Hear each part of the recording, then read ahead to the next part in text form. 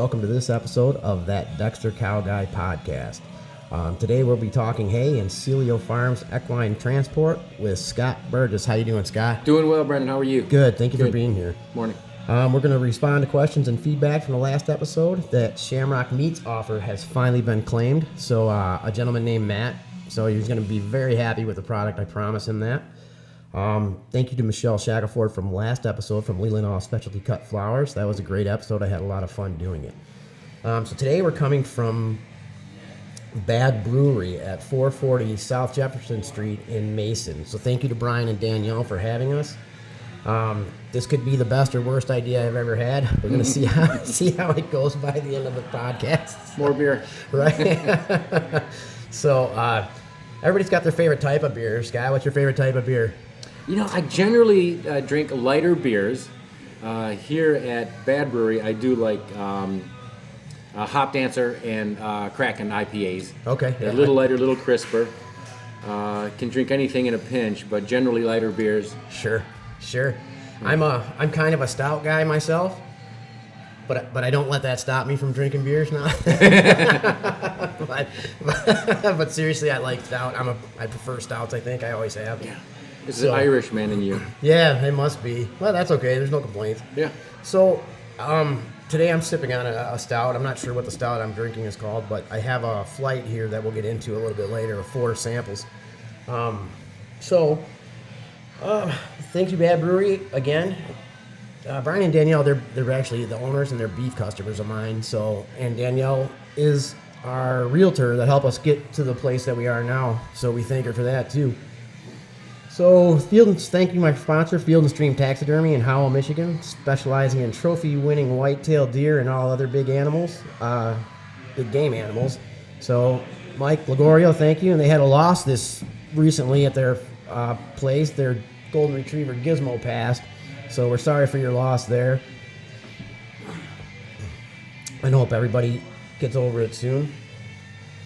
So, feedback and responses. I reached out. I think everybody knows what's going on in Australia right now. The wildfires and the drought are just out of hand there. It's something I can't even imagine. I reached out to Dexter Cattle Australia Inc. to see how we could help as a global Dexter community. I didn't speak, but I had a correspondence on social media with Luis Ball, the vice president.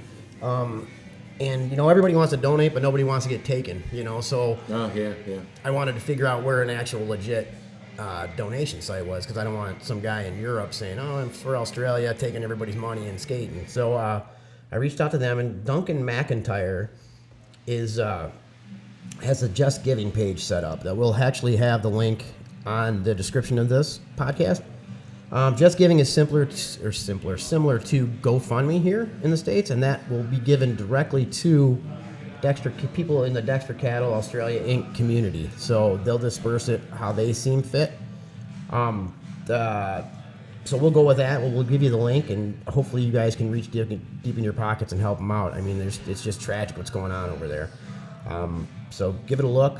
Again, we'll have that posted, and hopefully we'll have them on the show when things get better. I think now is not the time, but when stuff gets a little better over there in Australia, I'd love to have them on and we can have some fun with that. So moving on. Another response I got was, again, the video. This doesn't seem to be going away. So I think at some point, you got to give the public what they want, right? Even though they're going to regret it when they see my face. We're going to go with that. We're going to start phasing that in and working that way, especially with interviews that aren't face-to-face, such as Scott and myself. That way we use it on like Zoom or WebEx to start with, I think would be the forums we go with. So that's definitely coming up. I think if you guys want it that bad for some reason, we'll make it happen. I want to see it. Yeah, I don't get it, but we'll make it happen. Now they're laughing over there even talking about it. So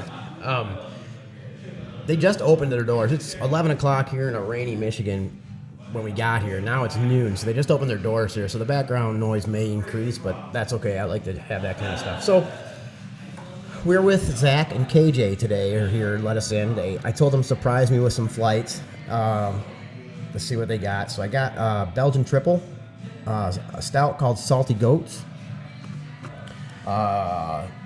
some charred BA sour, and a hop dancer. So as I go, if you hear me wince, that's not a beer I like, but I haven't met a beer I don't like yet. So we'll keep you going on those. BAD is hosting a Winterfest on the 25th from 2 to 7 up here.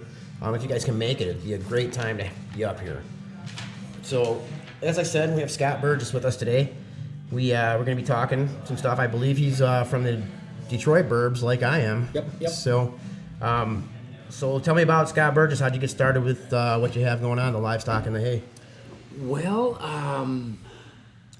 by accident, really. I've had horses all my life, and I've always worked with dairy farmers and other cattle farmers in their hay worlds, typically not volunteering, but I would trade services, labor, blood, sweat, and tears for free hay. Grew up in the Detroit area, kept horses out in Clarkston, Ortonville area, Sure. And worked with a local dairy farmer out there. Do his hay and work with him, and he'd give me free hay in return. You know, I think that's a lost thing is bartering, service, because Yep. we've done that a bunch, and I try to do that still as much as I can. I mean, I have a small, well, Cheryl would say I have a very varied skill set, but I try to do that as much as I can, barter. I mean, I think it's the way it should be. I mean, I guess, but money works too. Sure. Not everybody wants money. So. Sure. Well, especially in that industry, because it's so difficult to find workers in ag these days. So if you can somehow get someone to help out in exchange for whatever crop you may share or cattle, whatever, Sure. it's a good way to kind of bridge that gap. I actually I did a roof for a buddy up here and got 2 cows from him for that. So that's a way. And we started out with our first 3 steers for me helping milk and go over there. So that's something how we got started. So how did you end up in Mason? Well, I'm from Michigan originally, but I good fortune was able to retire at a relatively young age when my wife took a position at the University of Texas in San Antonio, and went down there for a few years, and then her previous employer, MSU, called her back, and she had transitioned to the corporate world by then, and she said, I'm really enjoying this technology. She was selling technology nationwide. I said, well, let's just talk. So bottom line, she took a position back at the vet school at MSU, and we moved back for that, and just happened to fall into this outstanding deal where I came across a 40-acre farm that had hay planted already. The previous owner had been a sheep farmer, so he had to kind of set up content-wise to most benefit his sheep, which works out perfectly for cattle and horses also. So Sure. Bought it that way, and with the haying background I had growing up, working with local dairy farmers, just fell into it kind of naturally and accidentally. I think that's your path. I mean, maybe not your planned path, but someone had that plan for you, to get in that, because I'm sure you help a lot of people. I know you help a lot of people out. So, how many horses do you currently own? I mean, I've been to your farm a bunch of times, so I know you have a few there. But I mean, this is for everybody else. Sure. Yeah, just 2 of my own horses right now, and I'm fostering 2. One is a mini, which is a seeing eye horse, Right. surprisingly, seeing eye mini. And that little girl, Maya is her name, will be moving to England soon to be someone's eyes in England.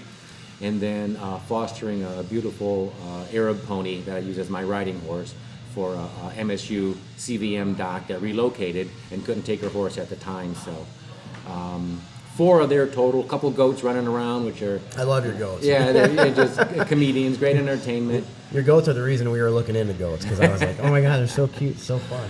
They're cute, they're rewarding, and they're free. You can get goats free all over the place. Right. So, well, I don't know about if we can, but yeah. So I guess that answered one of my questions about how you can get started doing hay. But I love that little pony that's there. Yeah. But I laugh though, because the seeing eye. Can you imagine walking around like? I guess maybe it's different in England. Maybe there's seeing eye ponies all over. I don't know. Well, but there are, in fact, the lady I'm fostering it for, she lives in Okemos, and the reason why I have it at my place is because you're only allowed 2, and she's in a subdivision. Okay. It might be a half-acre lot, and they allowed 2, not 3. So she uses one around Lansing, walks to the bus stop with it, gets on the bus. goes to MSU, goes to the mall, any place. I mean, because of the American Disabilities Act. Sure. A service animal is a service animal, whether it's a parrot or a pony. Yeah. So Maya and Mona and her other minis go in the malls and go every place that she needs to go. That's wild. It is. I see that, and I would think someone's trying to pull a fast one on them. You know, just bringing their pony in. Yeah, Like I think the airline somebody had a support python they wanted to bring on a flight. Support python. Yeah. So I mean, you can't get carried away. I think they limited what you can and can't bring on. Yeah. I mean, so yeah. I did see something within the past 2 months or so, a mini seeing eye horse on an airplane. That'd be great. And they had it like in a bulkhead row, so there was more room. Pony was wearing a diaper and stood there for the duration of the 2 or 3 hour flight, whatever it is. Horses stand forever. Sure. So it's not an issue for them. So. Right. That would be great to see, though. Yeah. The hard part would be, I know you're not supposed to pet the animals. I mean, I see, you see kids see a pony, of course they're going to want to run over and Yeah. run on it. So Yeah. that would be kind of a trick. So you have 40 acres. Yep. Do you lease or do you farm that, or do you have someone else come in and do the stuff? I have a partner that Okay. has the equipment that Okay. comes in, and we cut about 35 acres of hay. Okay. Yeah, if I had 200 acres Wow. as a retiree job, it would be very profitable. I'd invest in the equipment and do it all on my own Sure. and have a good time doing it. But I'm not that good of a wrench. Okay. I don't want to buy used equipment to work on my stuff. When stuff breaks, you need to fix it then. Right, Unfortunately, absolutely. my partner James, he has those skills, and comes in, cuts, rakes, bales, stores, and I do all the selling and marketing and internet stuff for him and I. Okay, good. Well, that's your background, so that works out. Yep, exactly. Yeah. Great. So yeah, let's see. So do you have different blends? Because I know the horse tends to be horse hay tends to be grassier, and the cows prefer the alfalfa, clover, or legumes or oat hay. So, how much of that do you section into different blends per se? It's about 75% in a blend, which is generally orchard grass, timothy, some fescue, and about 10 to 15% alfalfa. Okay. It's a perfect blend for most horse owners. If you're working with high-end horses that are exercising and Sure. competing, you want more alfalfa. Sure. But for the majority of my buyers, they're pleasure horses, and a mixed blend is best. Okay, sure. So, do you guys? I mean, I guess this is kind of why I want to do the podcast. It forced me to do some research. Yeah. And I have a bit of a cold, I think, coming on. If anybody notices my voice is a little different, I can feel it and hear it in my headset. But It's not the beer. it might, it might well be the beer. Let's go with the beer. Yeah. So, do you shoot for a certain nutritional value when you do that? I mean, because I know that with horses, the acid detergent fiber value has to be under 40%, or they won't even eat it. I mean, and the lower the value, the better the nutrients are absorbed. And so you're bailing around 50% moisture and 10% crude protein. Is that accurate, or is that? You're about right on, and it does vary. And even though those are generalized numbers, there are some horses that are super sensitive, others that will just eat anything, and there are no issues, no problems at all. Had it all tested by the MSU Extension people, Sure. And they said, General, you've got a good blend of grass hay that almost anything's going to eat. If someone wants pure alfalfa, it's not you. Right. Your cows eat it. The sheep we also board some sheep sometimes. They eat it, no problem at all. The horses eat it. It seems to work for everyone. We just put in another field of about 10 acres of mostly alfalfa, and that'll be mostly for dairy guys too. So we'll see how that turns out. But it's a transition. Yeah. Okay. Yeah. Every 3 to 5 years you have to reseed or whatnot. Yep. So reseed, put lime down, and it's fertilizing all that good fertilizing's stuff. expensive. People don't realize. When we were moving, we were actually looking to do our own hay because that was our biggest expense. It is our biggest expense. Yeah. But then it's not so expensive to buy it once you start looking into the equipment and the fertilizer exactly. and the seeding. So. It's like I said, if I had 200 prime acres, I would make that investment. It's a sweet spot. But to do it for less, it's tough. Yeah, oh yeah. Tough. Yeah, and you're probably a better mechanic than I am too. Well, I guess. Everyone is. I'm terrible. Maybe. I can hold my own. I try. The only reason I know how my stuff is because I can't stand to pay people to do stuff for me. So. Yeah. Great motivator. Yeah. So do you have customers that ask for certain mixes? Like, do you have like, oh, what do we have? Because I know my cows will eat anything. I wish they would eat a little less because it costs us a lot of money. But do you have requests, and do you go with requests, or it's just kind of like, hey, this is what I offer? Pretty much this is what I offer. We might try a different tack this year where if I'm going to start promoting it, if someone wants to make a commitment, and typically that'd be a big dairy guy or a big horse barn, to do exactly what you wanted, we would do that. But for someone to show up and cash in hand and commit to it, that's few and far between. It's kind of a scramble. So. No, we sell what we have. We did put those additional 10 acres of alfalfa in to kind of appeal to more folks that do want more alfalfa. And like you said, the dairy farmers are big on more alfalfa in their stuff. It helps with whatever I don't know what the mix is to help certain breeds, but I know that's a fact that they do look for higher alfalfa content. Sure. And I do get some folks that want pure alfalfa, and those again are for competition horses that are going to exercise a lot, need a lot of energy. I did talk to a guy recently up at the auction, the hay auction, and he told me a strain of hay I'd never heard of before that was going for astronomical dollars. Denmark fescue grass or something. I don't know what that means, but he was selling it hard, I bet. Though. Yeah. So I know that up here, Timothy's the big grass because it's so cold tolerant. So I mean, a lot of the Timothy, you're not going to get as much fescue as down south and whatnot. With this mild winter we've had, my grass is growing now. Really? It's allowed me to cut back on my hay consumption, or the horse hay consumption. Sure. Because 40, 50 degrees, cloudy, rainy, stuff grows like mad. Yeah, for sure. And we might make up for that today, though. I heard we're supposed to get this big ice storm coming up here. Frostbite on the Timothy. Yeah. Yeah. So how much, when you reseed, which I touch base every probably 3 to 5 years, I think it is, depending on your soil content. And, how do you decide how much of what you're going to put in there? Do you just kind of go with an agronomist and then? I leave it up to my partner James, who is a huge dairy farmer, just a few miles from here. He's got about 250 head, and he knows that stuff like science, and I just depend on him. Same thing with fertilizer and nitrogen and manure for that matter. He just spreads manure constantly. Okay. So. I was going to ask if you wanted some manure. Because we always have more, but if he's already doing it, so I mean, it's Dexter manure. It's smaller and no, just kidding. So I know you have square bales as well. Yep. So how do you leave it up to James as well as how many round bales or square bales? Because I know you can't take round bales on your trailer when you're transporting, which we'll get into. Yeah. Round bales, they can be a hugely profitable ordeal or not. And what really drives it, a few things: weather, ground condition, equipment working or not, and customers on standby.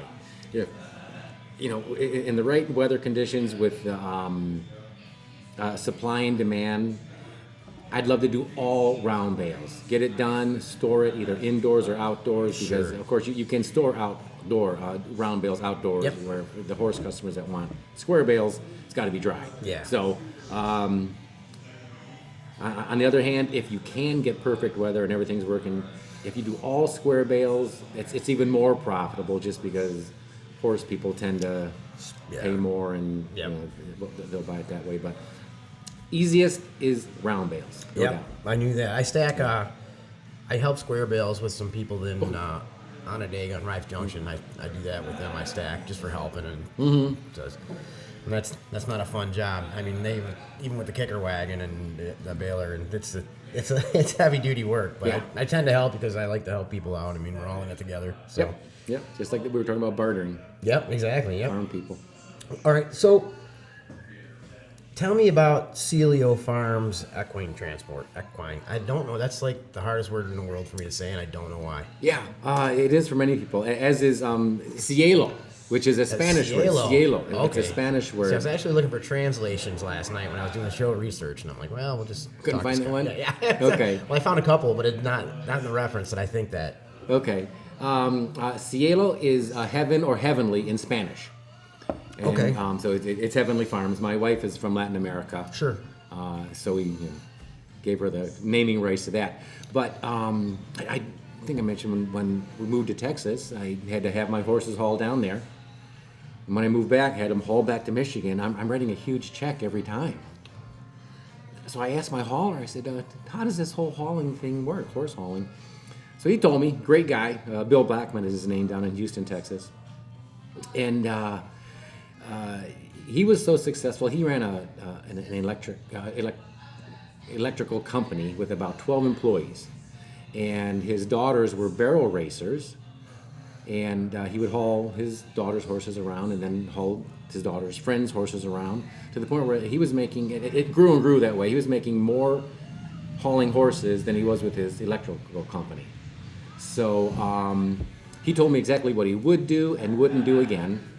Came up to Michigan, contacted about 10 more horse haulers and asked for advice, and half said, no, you'll be competition. Good luck. We're not going to help you out. Other 5 guys, just like good farm people, Sure, happy to help. So bought the proper equipment, the right gear, did a website, Facebook page, some marketing and so on. And moving horses between Michigan, Indiana, Ohio, Illinois, got to go to Kentucky, and surprisingly, Pennsylvania, New York, and the DC area. Okay. So I just use a 3-stall slant horse trailer, big Ford 250 diesel. Sure. And Gotta be diesel for Gotta this be kind of diesel. stuff. Gotta be diesel. And it was interesting learning all the equipment too, because I know a little bit. Sure. But still to find out what works perfectly. See, that's exactly why I'm doing this podcast, just Yep. to keep learning. I mean, Yep. see. Exactly. So bought the gear, promoted it, and moving horses around like mad, and working with other horse haulers. We can't all move the same horses at the same time. You know, Sure. we're booked, double booked, triple booked, so we'll share business, and it gets back to me asking people for help. Some guys said yes, some guys said no. Everyone does better when you work together. Well, exactly what I say with the Dexter community. It's not a competition. We're all, and it's with Emily and I have said it before, and I've said it to my new neighbors, that we're all in it together. Yeah. It's going to come back to you tenfold if you help someone out. Yep. You know, so, and then we're strong believers in that. We do whatever we can to help anybody. So, Sure. I mean, it is what it is. So Yeah. I get it, and that's good. That's the way it should be. Yeah, if I'm full, I'll give a couple buddies some business. If they're full, they give me business. Everyone does better. Yep, exactly. I mean, I guess everybody doesn't, in the end, wants to make money, but you got to help each other out. Sure. I should slow down on these stouts. I'm starting to get. You got your flight still. Yeah, I know.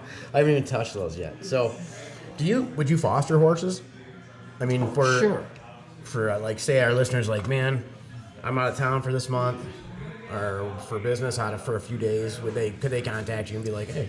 Because I know they're getting taken great care of. I mean, if you've seen Scott's farm and setup, you would know there's no threat of being mistreated there. So I appreciate that.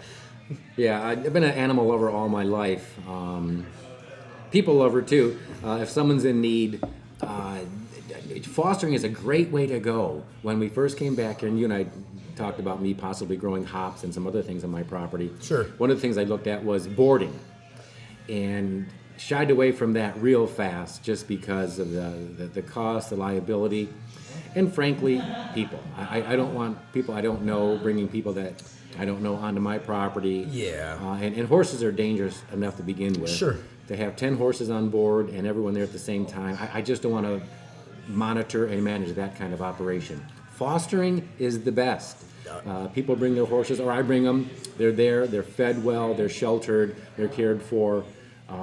It's an ideal way to go. Yeah, fostering is a real good deal. The problem because we were, I had someone approach me and ask to foster a cow once, a Highland, Yeah. and that wasn't something. If you guys know my wife Cheryl at all, she's the biggest softie ever. Oh, this is yeah. why. This is the only reason I think I'm still around.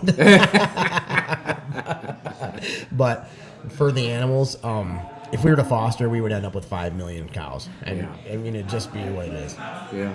So she's got a big heart on her. So I mean, I would love them too. So that would be a problem. It'd be too hard to foster and then let something go. So Yeah. Well, there's another line of business that kind of fits into that I don't want to do either, and that's where people retire their horses. yes, And they would pay me to have their horses on my property. And I'd love to have them around, but that's end of life. Right. And we had talked about putting animals down earlier. Yeah. I don't want to be the person responsible to do that or see it or coordinate it. I know it has to be done. I just don't want to do it. So Exactly. it'd be a pretty good line of business. But yeah. yeah, that's the rough spot. I mean, yeah, exactly. You've had to deal with that on my buddy's farm already, and it was just, it wasn't even my cow, and I was in tears. You know, it was like, Yeah. oh man, this poor thing. But Yeah. yeah, so I couldn't do that either. But I have a buddy Taylor that they get retired racehorses, so and live their life out. But I think the racehorses retire relatively young. So Yeah, they do. They're So- around for a long time. yeah, so they're like pets for him for a while. He Yeah. rides a couple of them and whatnot. But so yeah. So how often do you do your trips? I mean, is it when a client calls, that's when you go, or is it you have a set schedule where you make rounds, and how does that work? I try to create a schedule, but that can be thrown out the window in no time at all. That's ag. Yeah, exactly. You mentioned retired racehorses. One of my biggest clients is Cantor, Michigan, which is a retired racehorse nonprofit. And like you mentioned, they retire early, and mostly because they don't race real long, but injuries, or they just don't want to race. Right. Not all horses or thoroughbreds want to race. So do a lot of work with them, typically to Ohio, which is a big race state, Indiana, big race state, and Kentucky, of course. Yeah. Oh, So, yeah. So I'll typically try to use them to help me build my calendar. When they commit to, 2 horses being picked up in Lexington on February 10th, I'll promote that. Horses going to and from. Have an empty slot. Exactly. Okay. And do it that way. I do emergency runs. I'll get calls at 3 o'clock in the morning. I've got a horse that's colic down in New Buffalo, Michigan. Can you get him to MSU? I'm on my way. And then to fill those in, I'll schedule other trips, and hopefully they fill in. And then just my website, my Facebook page, people are calling, texting, emailing, looking for quotes to get horses between here and all those 6-7 states that I mentioned. Sure. Would you go to other states for the price or for the right price, or is it just kind of you want to stick with what you got? I think I want to stick with what I've got. It's also determined by time. I don't like driving more than 10, 12 hours. For the horse's sake, probably. Well, exactly. Because if you do, if it's more than that, you have to offload, get back on, and that can be a nightmare. If horse doesn't load, Some some don't. you're stuck. Yeah. You're stuck. So I've seen videos of some refusing to load. So. Yeah. That's rough. And they're a lot bigger than you. Sure. Yeah, ideal situation though is 3 horses to Lexington, spend the night, 3 horses back the next day. But it's always a mix of some sort. Sure. Yeah. Well, that's ag. If it goes as planned or on schedule. Yep. Then you need to worry then. Sure. So, would you transport? Say, like the owner wanted to go with you. Would you transport them like it's almost like an Uber? Sure. per se? Sure. In fact, I describe myself when people don't quite get horse transportation. I just tell them I Uber horses. Just Okay. that simple. Yes, and I do. Mostly, I do that with some high school equestrian teams. Some students don't have their own equipment or their team is full already, so I'll pick them up at their barn, take them to most of the competitions are in Milford Okay, sure. area. Yep. So I head over there and stay with them for the day. The moms, the dads, the kids ride with me, whatever. Horses are loaded up. And I've had others also that would like to ride along for whatever reason. No problem at all. Good. Yeah, I didn't think you would have a problem with that, but I figured I would ask. Our daughter actually did hunter jumper for a while, Hannah, and we told her if she made the equestrian team, we'd buy a horse. Yeah. In high school, but she never did. We ended up I think we did a quarter lease or something on one for a while. Oh, yeah. But she never stuck with it long enough. We still go riding once in a while, but we don't. She doesn't do the competing. We do trail rides now. So. Yeah. So, do you have a steady customer base, or is it mostly? I mean, like, do you have like 4 or 5 people you can rely on that are going to call you at some point in the year to come and take their horse somewhere else? Or do you have... For sure. I got about 20 of those folks that are kind of standing customers every year. Okay.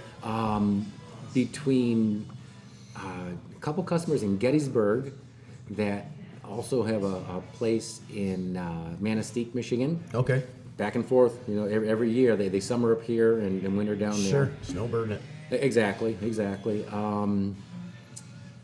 Chicago, back and forth to Black River Camp, which is a huge young ladies camp in Port Huron. Okay. So I take horses back and forth there a lot. And then I mentioned earlier that there are some other transporters that I work with. We depend on each other, so we'll touch base once a week to see what they have going, what I have going, what I can do, what they can't do, and we'll share that work. So, yep. Okay, good. So what are your typical rates? I mean, I guess I don't even know. I mean, I guess I know because I went on your website, but I wouldn't have known had I gone on your website for research. But, can you tell everybody else what your typical rates are? I mean, and I imagine they're competitive rates and probably even less than what a lot of people charge. They are. They are competitive, and it really is dependent on number of horses that you're going to be hauling. You can generally adjust and give everyone a break and have a better profit margin. Sure. If I'm going to haul one horse from here to Kentucky, it's going to be between $1.50, $1.65 per mile. If I'm hauling 3 horses each way, it's less for everyone, and my margin grows. So the worst case scenario is always $1.60 a mile each way. If I get more clients to go with us, your rate goes down. Sure. Okay, and that's good. That seems pretty reasonable to me. I mean, I guess I don't know because I don't have to transport horses anyway. Yeah. But that seems fairly reasonable. It's pretty much the standard for people in my size group. Now, if you've got if you're running 12 semis between Ocala, Florida, Lexington, New York, and you're hauling 10 horses per, it's going to vary, and they can offer all kinds of different incentives. Sure. The incentives I give are really for nonprofits, students, like we just mentioned. Sure. And military and first responders and veterans. I'll give them about a 15-20% break. Awesome. So good. Well, that's good. And we support our troops too. Big time. One way of sharing our resources, our limited resources. Yep. My father-in-law, one of the greatest men I know, was a Army veteran, and you can never give back enough to those guys. So Indeed. Have you ever considered transporting other livestock, like Dexter's? I have, and everyone that owns the other livestock says, "Don't do this. Don't do this." If I was to buy additional equipment, Sure. possibly, and again, it's just like in hauling horses. Generally don't make as much on hauling rescues as I do hauling a $200,000 horse that just flew in from Germany Sure. to JFK. Yeah. There's some high-end show cattle, high-end hogs, high-end sheep where people would pay more, but tapping into that market it's just kind of a struggle. To be in the regular cattle industry, guys have told me, there's money there, but cattle are crazy. They can be crazy. To try to corral 8 heifers or bulls as opposed to 2 well-trained quarter horses, a whole different world. So It's a whole new ballgame. Yeah, you might want to look at Dexter's. I mean, they're a little tamer breed than like a Key or an Angus. So okay, but there's a guy that does the Dexter transport. His name's, I forget his name. Sorry, Brian something or other. But he has routes around the country that does it. That's why I was asking. I should probably look into a little bit deeper. There might be a line of business out there that could help offset some of my not so great lines of business. Right. Well, if there's a slow season, I'm sure. Yeah. For Dexter's. So, Scott plays hockey as well. We actually met on Facebook when I was looking for a hay guy, and we started talking, and it turns out he's from the Detroit suburbs like me, and he also skates.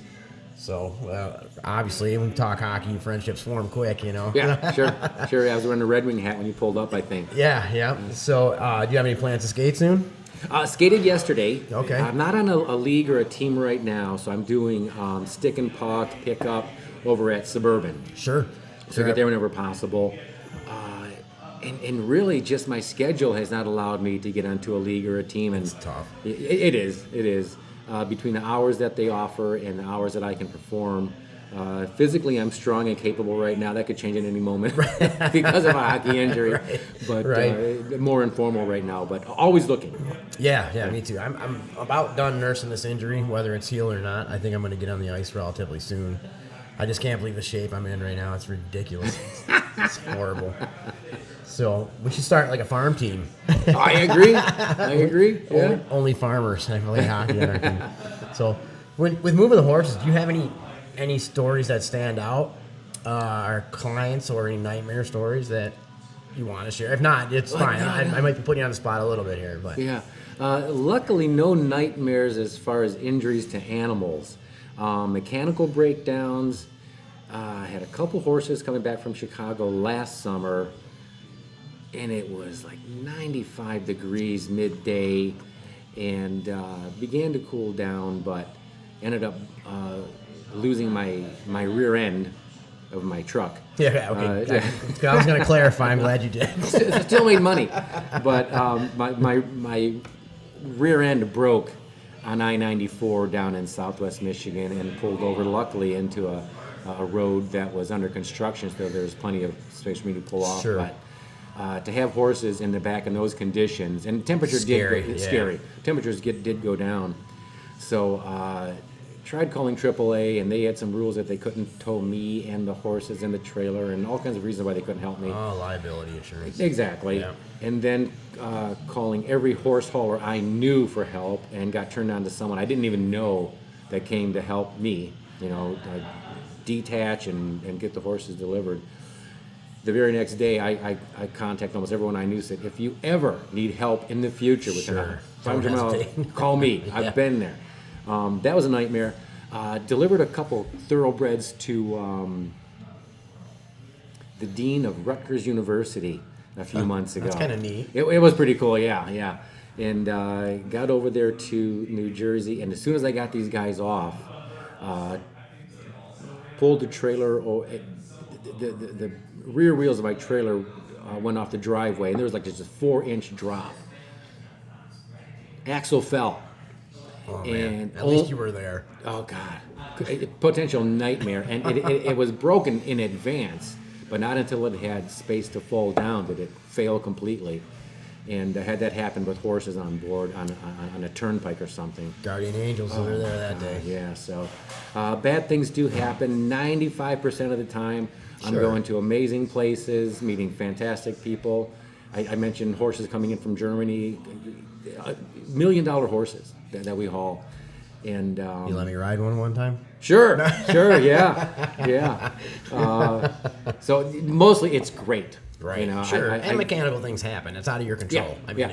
Well, I'm going to lay my equipment up beginning Monday for a week, just get everything checked over as I do a couple times a year. Sure, and you have to do the maintenance. Yep. But Yep. generally, like I said, I go to amazing places. I'll pull into some farms in Kentucky where I'll pass, 4 or 5 barns that house 50 horses per, and then you get to the main barn, and it's like you're in Wonderland. 2 miles into these thoroughbred racing farms, but amazing places, nice people. Sure.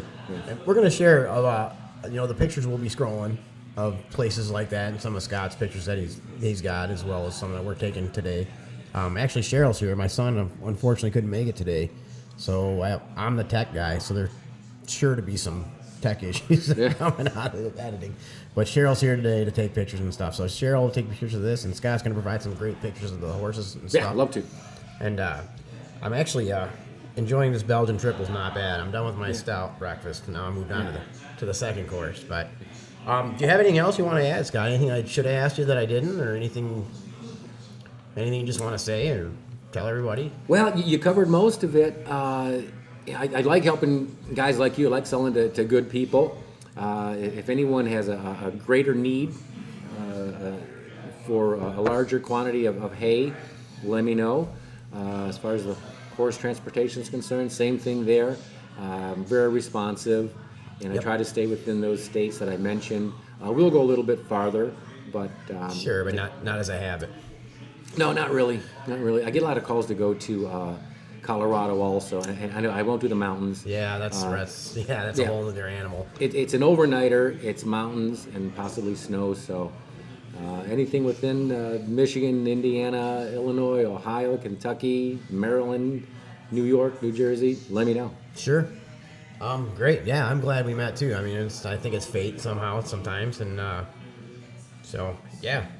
Thanks again for being here. I mean, I appreciate you coming on the show. Not everybody wants to do this show. Oh, pleasure. Yeah. I want to have good people on, and I know you take care of your animals. It's not like a hack farm that I go to and see stuff and. That's very kind of you. Thank you. Very, very gracious. Yeah. Yep. And we'll have all of Scott's contact info on the description of the video. And cool. So, but definitely look into him if it's something you need to do. And maybe we can talk him into Dexter moving sometime. Maybe. Well, the way you described it shouldn't be a problem. No, Dexters are a whole great different animal compared to the other cows and stuff you've seen. So, I mean, we'll talk more about that another time, but they're definitely a lot tamer and calmer than the other ones. So something new to learn, which is always a part of what I want to do. Right. So thank you again, Brian and Danielle from BAD Brewing, for having us, and they spit the bill for us today. So that was great of them. I appreciate it, giving us the time. Local business, like to support it. You know, even though we know that they're beef customers and they're gonna come back, but I'm glad to have them. They'll let us have them here. Video description will include field and stream contact information. That triple's a little strong, I guess. So Scott and Cielo, is that correct? Cielo Farms. Cielo Farms. Contact them from there. And we will have the Duncan McIntyre link for the Just Giving for the Dexter Cattle Australia Inc. on there.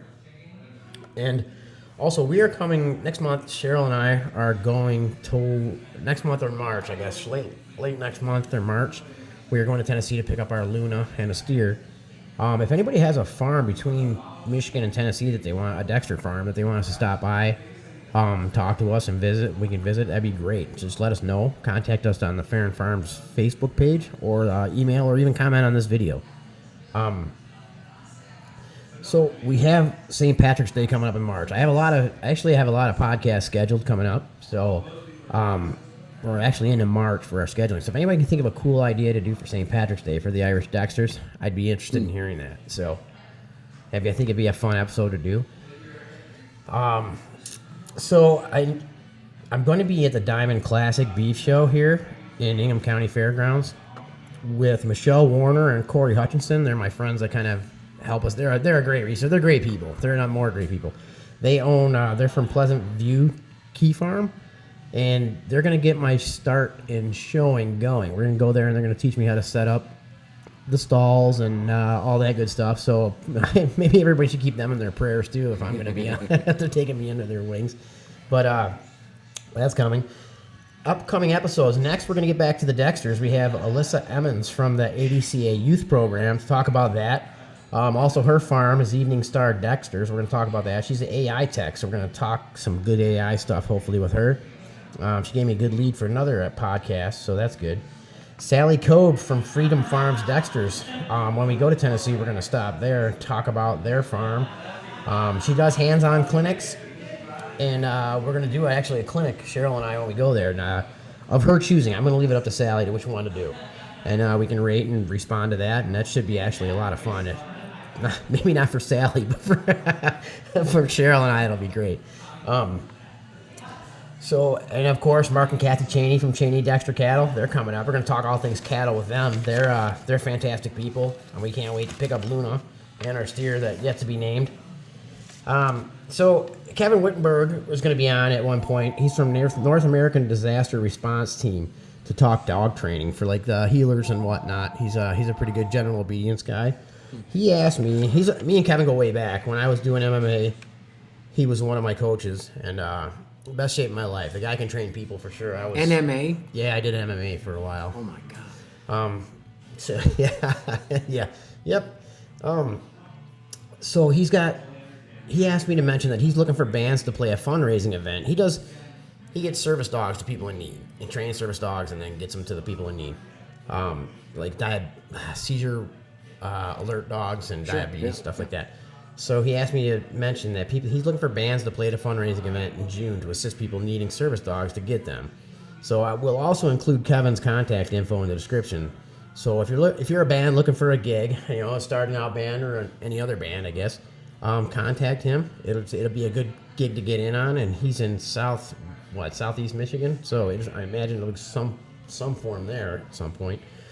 So we'll have him on soon. I reached out to Legacy Dexters, and I'm waiting to hear a response. Michigan Cattleman is coming on. I responded to them they responded to me via Facebook, and we're working out the details for them to be on. As I said, Dexter Cattle Australia, I hope to have on during a better time for them. Obviously, it's not the best time right now. So please, as always, please comment and share.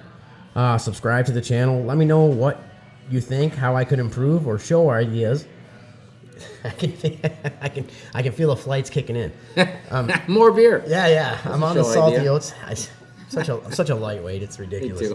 Me too. So comment and share. And thanks for listening. And until next time, make sure you love your Dexters. And remember to always be a positive ambassador of our breed for people that ask questions. So take care, and thank you very much for listening.